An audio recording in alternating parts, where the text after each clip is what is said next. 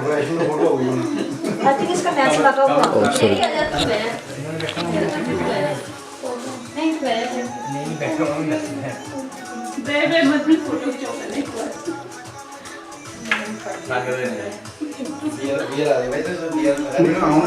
Movie movie है movie है movie बन रही। अच्छा पूरा सबूत रखूंगा फोटो करिए में चलो भाई पढ़ा तो पढ़ा। चलो Happy birthday to you. Happy birthday to dear Kaku. Happy birthday to you. बहुत मारता है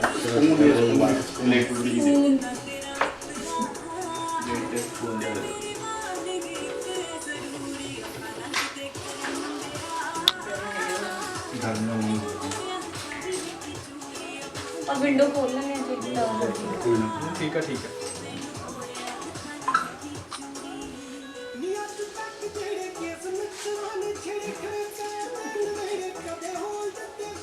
अभी कॉल नहीं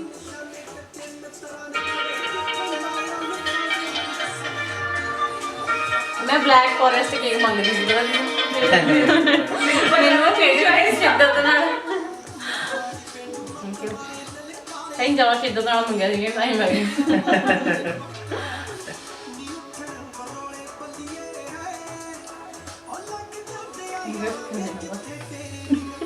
मैं तो आज तो नहीं कितने नक नुक से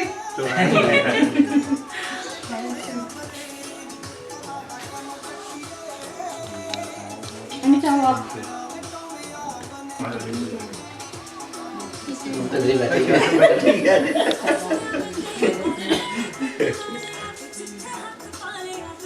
थोड़ा खींची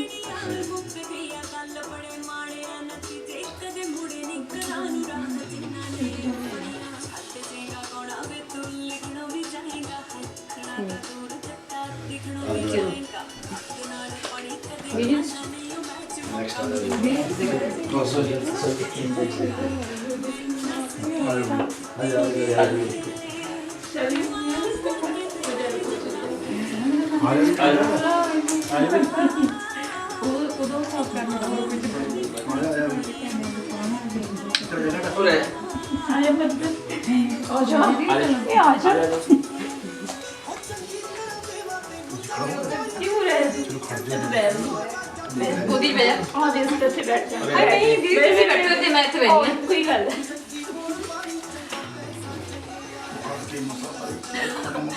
देखिए जो बैठी जो देखा हैप्पी बर्थडे हां भाभी ने कहो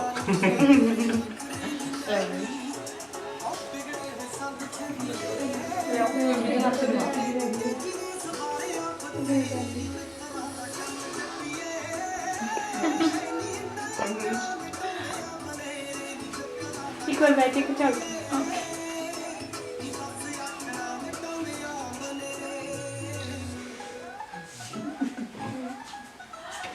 मुबारक है बहुत बहुत थैंक बहुत यू बहुत थैंक यू खाना नहीं। आज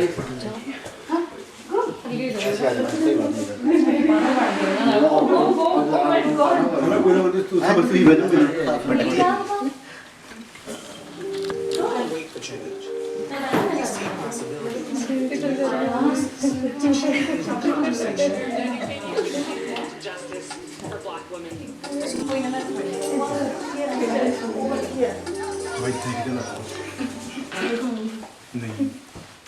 TD Ready Commitment.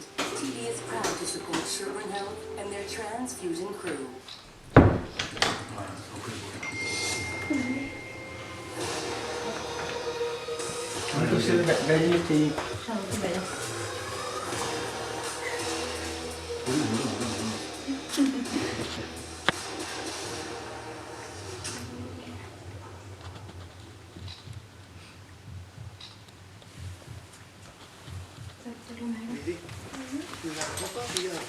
मैं पढ़ दिया कौन बना नहीं सही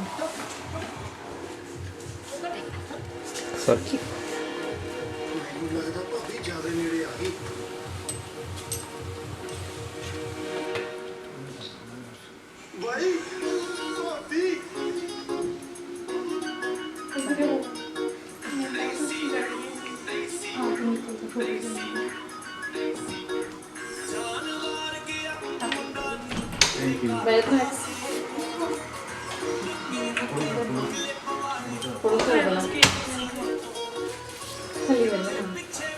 उधर हो जाती मड़ा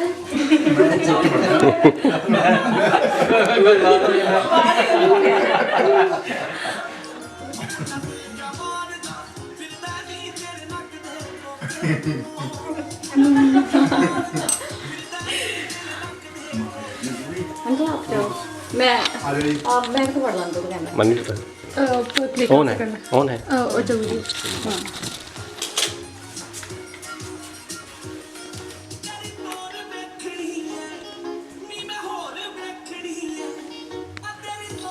हैप्पी बर्थडे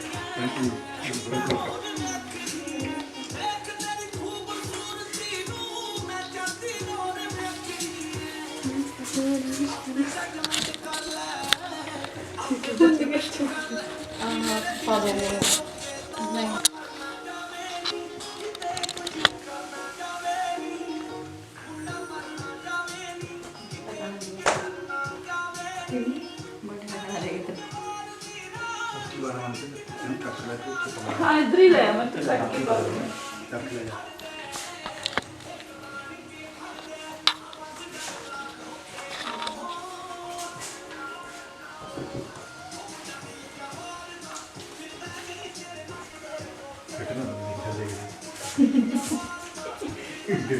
फिर तो शिफ्ट हो गई ਹੁਣ ਮੈਂ ਆ पिछले साल सुनो पहले ऐसी चल गई Peter bro hello kids, how are you? Mine, good. Yeah, introduce yourself. My name is Yuvraj, and I'm 8. And my favorite color is red. So which standard you are studying? Right now we're just going to the basics. Oh, basic. Do you know song? Any song? Do you have any song for birthday? We just do the birthday song. Can you sing for us? No. No. Because I have with me a birthday boy, not too young, Mr. Gurjit. So Gurjit, how is your journey from India to Canada? From India to Canada it was good, but from Australia to India he came from Australia तो India से Australia कब गए थे? India से Australia गया था मैं 2007 में एज ए स्टूडेंट। अच्छा, जी फिर कैसा रहा वहाँ का एक्सपीरियंस और कनाडा कैसे आना? वहाँ का एक्सपीरियंस बहुत अच्छा रहा। मैं 2007 से लेके 15 तक कोई इतनी टेंशन नहीं थी दिमाग में, लेकिन जब मेरी एंगेजमेंट हुई स्टार्ट हो गई।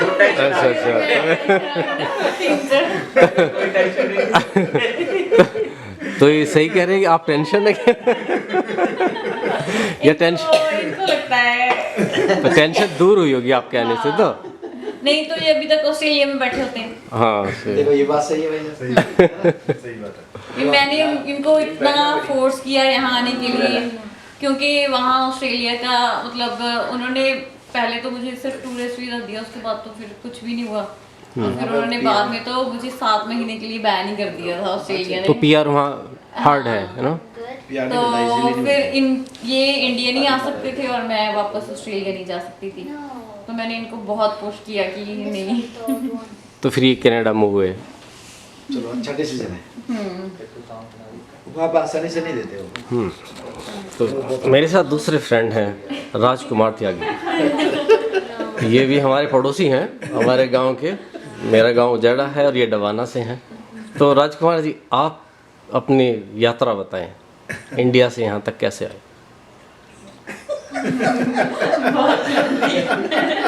पहले इधर घुमा दीजिए। सुपर एक भाभी जी आप भी तो साथ रही इस जर्नी में। जब आपने यात्रा की ना तो धार्मिक में चले गए। तीर्थ यात्रा पे चले तो आप बताएं राजकुमार जी, आप। मैं आया था जी 98 में कुवैत से, मैंने इधर अप्लाई किया था। 98 से मैं इधर आया था। उससे पहले कुवैत में रहे, वहाँ कितने साल रहे? 89 से 98 तक। यानी इंडिया से आप 89 में निकल गए। 89 से इंडिया निकल गया था, हम्म, 98 तक कुवैत में था। कुवैत से मैंने PR का अप्लाई करा करके इमिग्रेशन का, वहाँ से इंडिया गया। इंडिया से बच्चों को मेडिकल सारे करा करके जो भी था डॉक्यूमेंट्स, तो 98 अप्रैल 98 में हम इधर आए काफ़ी समय हो गया इसका मतलब। थे। 20 to 23 years। 23 years। तो क्या फ़र्क दिखा इंडिया की लाइफ और यहाँ की लाइफ में? इंडिया में तो छोटे थे, बस लगे काम पे काम कर रहे थे, तो वहाँ पे तो इतना सेंस ही नहीं था कि डिफरेंस कुछ करने का। कंपेयर करते भी किससे? तो अब जैसे जाते हो इंडिया इंडिया से तो जब क्या कुवैत- फ़र्क लगता है वहाँ पे? इंडिया से जब कुवैत गए तो वहाँ हम कंपेयर करते थे इंडिया में और कुवैत में कितना डिफरेंस है, राइट? क्योंकि इंडिया की सड़कें छोटी थी, वहाँ पे बड़ी बड़ी थी, पॉपुलेशन भी कम थी। अभी यहाँ पे देखते हैं तो यहाँ से वहाँ पे तो कुवैत से यहाँ पे और बेटर है। यहाँ तो डेफिनेटली बेटर ही बेटर है। कुवैत में कोई राइट्स ही नहीं है, कुवैत में तो यू हैव नो राइट्स। तो यहाँ तो फिर भी बहुत अच्छा है, एटलीस्ट सारे राइट्स हैं, सब कुछ है, तो अच्छा है। That's I think it's good decision to move to Canada. Good good.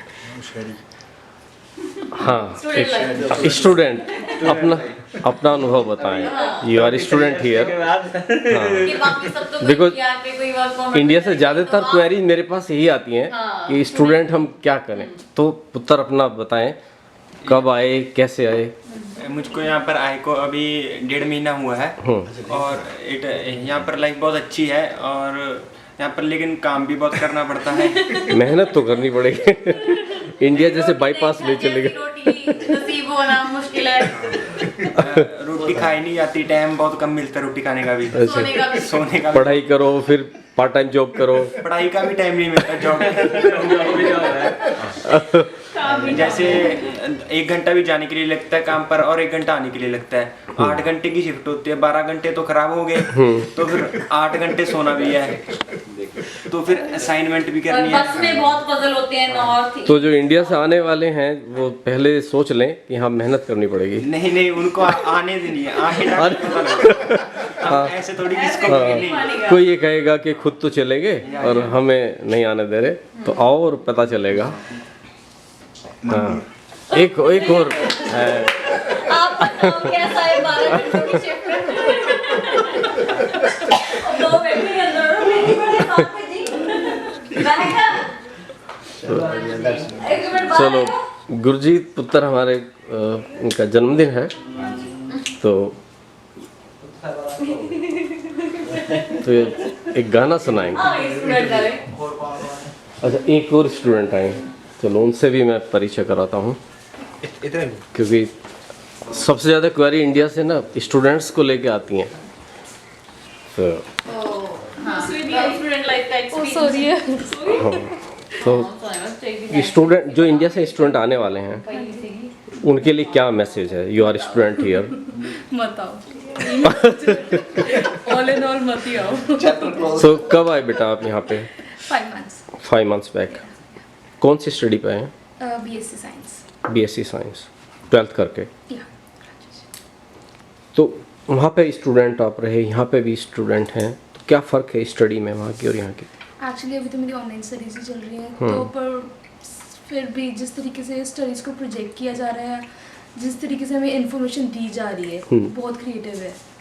तो यहाँ प्रैक्टिकल ज़्यादा है, क्योंकि इंडिया में तो थ्योरी ज़्यादा क्योंकि है। हमें सिर्फ एक थ्योरी का जिसकी एक पैराग्राफ वगैरह समझाया जाता है, उसके बाद उस पे रियल लाइफ एसेस दिए जाते हैं, जस्ट कि इन रियल आप कैसे करेंगे react उसको? करेंगे। ये नहीं कि किताब में लिखा है पढ़ा दिया और थ्योरीज, मतलब वही इट्स जस्ट कि एक थ्योरी दी जा रही है और उसके बाद उसके ऊपर हर एक का अपना ओपिनियन जाना जा रहा है कि किस तरीके से कौन सा बच्चा किस तरह रिएक्ट करेगा उस पर। क्योंकि सोशियोलॉजी में था तो इट्स जस्ट कि हाँ हर चीज़ हमें समझ में आ रही थी, क्योंकि जब हम लोग अपने आप से रिलेट कर रहे थे और जब दूसरों की लाइफ के बारे में जान रहे थे तो चीज़ें और समझ आ रही थी। मतलब हार्ड है कंपैरिजन टू इंडिया, लेकिन सही है एज ए स्टूडेंट। या मुझे लग रहा है हार्ड इसलिए चीज़ कि सब कुछ यहाँ पे खुद करना पड़ रहा है। इंडिविजुअली अगर हर चीज़ अलग अलग की जाए तो ज़्यादा मुश्किल नहीं है, काम अकेला करना हो तो ज़्यादा मुश्किल नहीं है, स्टडीज़ अकेली करनी तो मुश्किल नहीं है, सब कुछ जब खुद करना पड़ रहा है तो ज़्यादा मुश्किल तब लग रहा है। यस तो बहुत बड़ा डिफरेंस होता है। जैसे इंडिया में क्या है, आप पढ़ के घर गए, मम्मी को बोल दिया मम्मी चाय, मम्मी खाना, यहाँ पे वो सब नहीं है, खुद ही करना है, तो मुश्किल तो होती होगी। लेकिन डू यू थिंक ये ठीक है एज ए स्टूडेंट? अभी we don't know what would happen in future, पर होप सो वर्थ इट ही हो, क्योंकि मेहनत तो है, क्योंकि खुद ही घर पे आके खुद ही बनाओ खाओ, पढ़ाई भी करो, और फिर यहाँ पार्ट टाइम जॉब का भी है, इंडिया में नहीं। मेन थिंग जो मुझे लग रहा है कि इंडिया में 18 या इस एज पे कोई काम नहीं करता है ज़्यादा, राइट। तो इट्स जस्ट कि यहाँ पे हर एक कर रहा है, बहुत बच्चे यहाँ पे 18 से शुरू करते हैं, पर वो इन्वायरमेंट नहीं है ना, तो फील ऐसे ज़्यादा आती है कि हम लोग ज़्यादा ही काम कर रहे हैं, जो कि हम इतना कर भी नहीं रहे हैं, पर वो सिर्फ बैकग्राउंड ऐसा है तो सोच के ज़्यादा लगता है कि बहुत काम कर रहे हैं। तो स्कूल के आवर्स के बारे में बताएं, जैसे वर्क इंडिया में क्या है, पूरे हफ्ते आप क्लास करते हैं, यहाँ पे क्या कल्चर है? अभी मेरी सिर्फ एक ही क्लास होती है थर्सडे को, मतलब सिर्फ एक दिन होती है, उसमें 2 क्लासेस हैं, एक सुबह एक आफ्टरनून में है। ऑनलाइन है सभी? सब ऑनलाइन है, सिर्फ मेरी एक क्लास है जिसकी एक्चुअल वीडियो क्लासेस लग रही हैं, बाकी सारे एसिमेट्रिकल सॉरी, तो उसमें वो इन्फॉर्मेशन प्रोवाइड की जाती है, असाइनमेंट्स दी जाती है और रिसोर्सेज दिए जाते हैं ताकि हम लोग खुद रिसर्च करके पढ़ सकें। अच्छा, एक और बात, जैसे अब इंडिया से जो बच्चे आएंगे, कोरोना की वजह से फ़्लाइट्स काफ़ी डिस्टर्ब हैं, तो व्हाट इज़ योर एक्सपीरियंस जब तुम आए? कैसे, डायरेक्ट फ़्लाइट थी? मेरी डायरेक्ट थी and I was on the last flight जब उसके क्योंकि अब तो बंद है शायद डायरेक्ट ना, तो अभी क्योंकि ज़्यादातर स्टूडेंट जो मुझे मिलते हैं मोस्टली यूरोप होके आते हैं, कुछ तो north American south American countries होके भी आते हैं। नहीं, मेरी डायरेक्ट फ्लाइट थी, बहुत ही मतलब पीसफुल एक्सपीरियंस था, कोई मुझे तो इन्विटेशन वगैरह टेस्ट वगैरह के कराने पड़े? हाँ जी, टेस्ट करवाने पड़ा था, इंडिया से भी करवाया था और यहाँ पे एयरपोर्ट पे वही 72 आवर्स के अंदर कराना होगा। एक एयरपोर्ट पे था और उसके बाद 10 दिनों बाद भी था, वो खुद से करना था। तो स्टडी के बाद यहाँ पे सेटलमेंट का क्या प्रोसेस है स्टूडेंट के लिए, वो कैसे सेट हो सकते हैं पर मंथ? अभी नहीं पता आइडिया नहीं है, जिसकी तुम्हारे फ्लो के साथ। ओके, तो स्टडी कितने साल की है तुम्हारी? मेरी 4 साल की। 4 साल की स्टडी है, तो उसके बाद तुम्हें वर्क परमिट मिल जाएगा 3 साल का। 3 साल का तो एलिजिबल हो जाते हो आई थिंक। 1 साल के एक्सपीरियंस के बाद you can apply for PR, हाँ जी, और उसके 3 साल बाद you are eligible for citizenship, right? ऐसा अभी तो हाँ, ऐसा ही नियम है। गुड गुड, तो थैंक यू। एक और मेहमान है मेरे पास तो अपने बारे में बताएं, आप इंडिया से कब आए? और मैं 2013 में Canada move for first time. कैसे आए थे आप, PR पे या? PR आया था, डायरेक्ट PR आए तो थे। यार इंडिया में मैं पंजाब में अकाउंटेंट था, गवर्नमेंट जॉब पे था, और मेरी वाइफ भी गवर्नमेंट जॉब पे थी। तो वहाँ पे जो कल्चर है हम देखते थे कि मूवीज़ में या बताते थे कि ऐसा है कनाडा वैसा है, तो हम भी आ गए भी चकाचौंध में हाँ, देखते हैं कनाडा का। PR अप्लाई कर दी तो आ गए।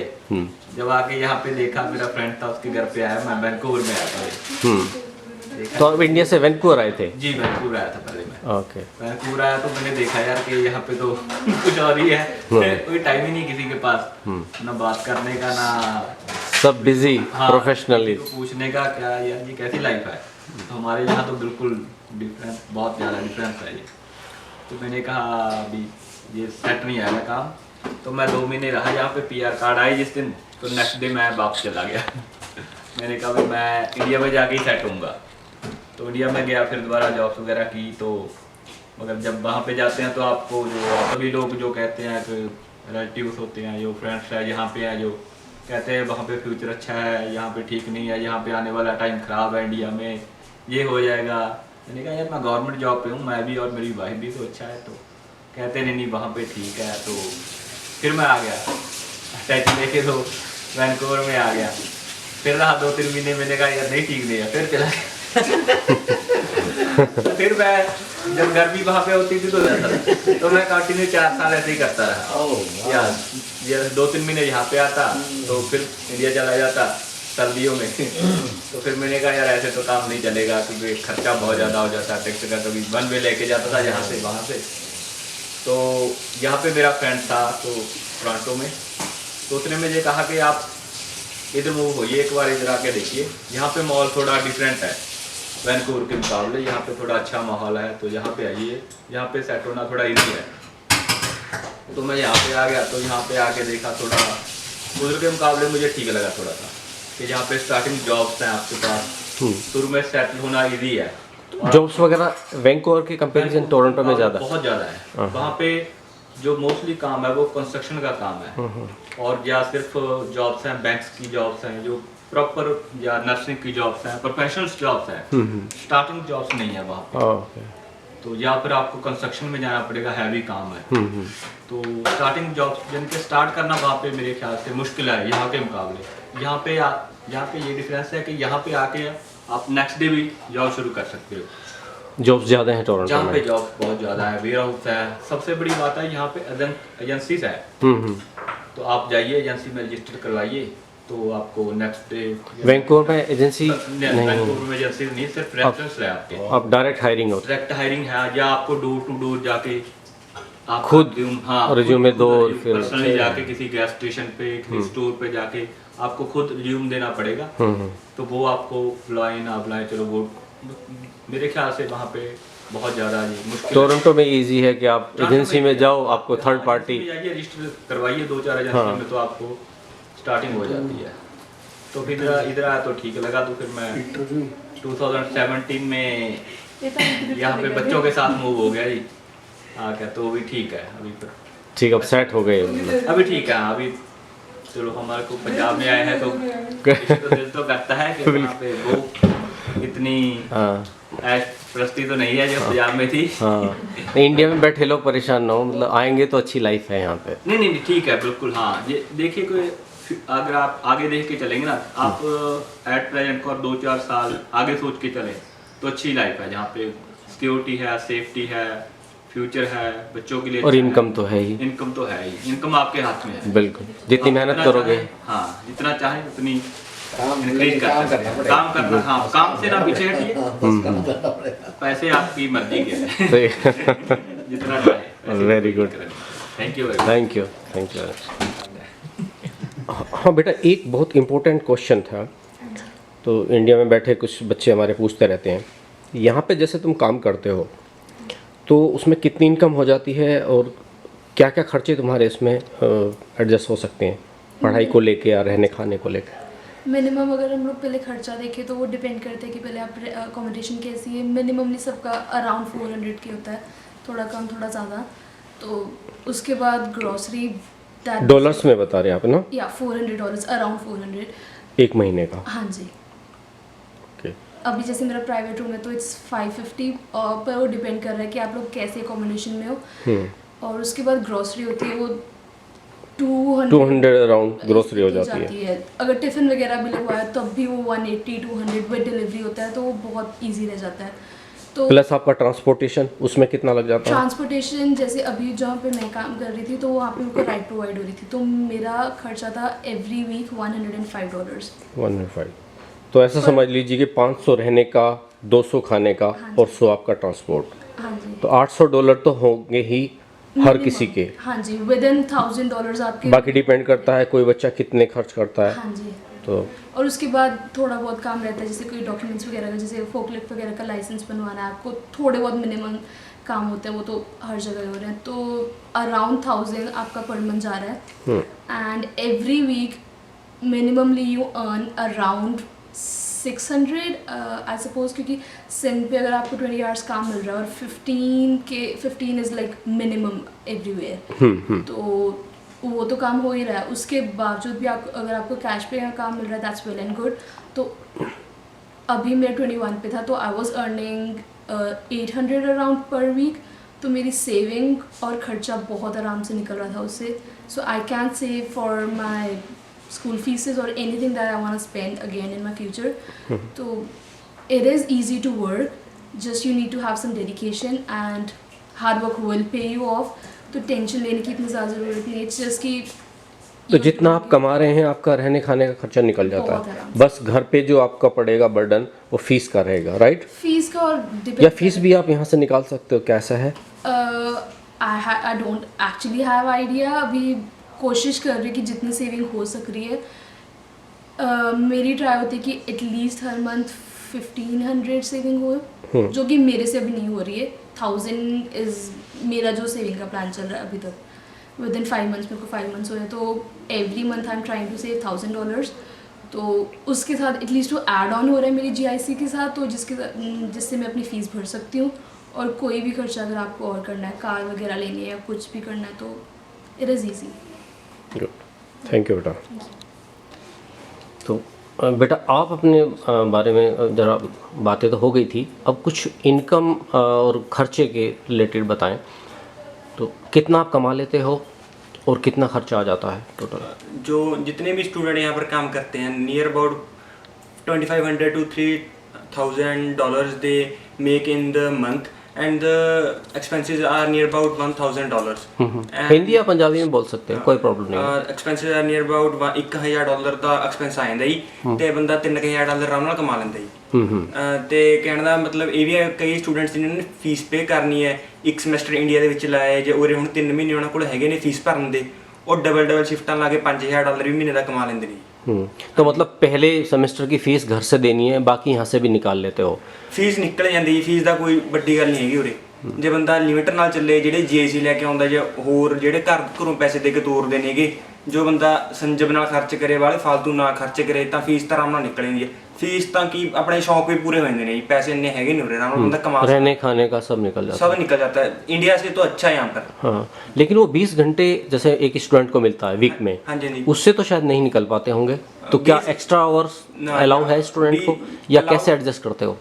अलाउ तो नहीं है एक्स्ट्रा काम करना without cash, only you can do the work on this SIN only, and the payment will be arrived on SIN only, and cash ਤੇ ਆਪਾਂ ਕੰਮ ਕਰ ਸਕਦੇ ਹਾਂ ਜੀ, ਪਰ ਵੇਅਰ ਹਾਊਸ ਦੇ ਵਿੱਚ ਕੰਮ ਕਰ ਸਕਦੇ ਹਾਂ, ਜਿੱਥੇ ਤੁਸੀਂ SIN ਵੀ ਦੇ ਸਕਦੇ ਹੋ ਤੇ ਕੈਸ਼ ਤੇ ਵੀ ਕੰਮ ਕਰ ਸਕਦੇ ਹੋ। 20 ਘੰਟੇ ਦੀ ਤੁਹਾਡੀ ਜਿਹੜੀ ਪੇ ਹੈ ਜੀ, ਉਹ ਤੁਹਾਨੂੰ SIN ਤੇ ਮਿਲ ਜੂਗੀ, ਤੇ ਜਿਹੜਾ ਬਾਕੀ ਹੈਗਾ ਕੈਸ਼ ਵਾਲਾ ਉਹ ਤੁਹਾਨੂੰ ਚੈੱਕ ਜੇ ਮਿਲ ਜੂਗਾ, ਜਾਂ ਤੁਹਾਨੂੰ ਕੈਸ਼ ਦੇ ਦੇਣਗੇ ਜੀ। ਇਹਦੇ ਨਾਲ ਐ ਵੀ ਜੇ ਕੋਈ ਪੁਲਿਸ ਪਾਸ ਦਾ ਅੱਗੇ ਚੱਕਰ ਪਵੇ, ਜੇ ਕੋਈ ਰੇਡ ਰੂਡ ਪੈ ਜਾਂਦੀ, ਜਿਵੇਂ ਕੋਈ ਰਿਪੋਰਟ ਕਰਦੇ ਵੀ ਇਹ ਕੈਸ਼ ਤੇ ਵੀ ਕੰਮ ਕਰਦਾ, SIN ਤੇ ਵੀ ਕਰਦਾ, ਤਾਂ we can show them the documents of SIN only, they can understand। मतलब एडवाइजेबल यही है कि 20 घंटे आप सिन पे ही करें, लेकिन अगर मजबूरी है तो आप एक्स्ट्रा कर सकते हो कैश पे या चेक।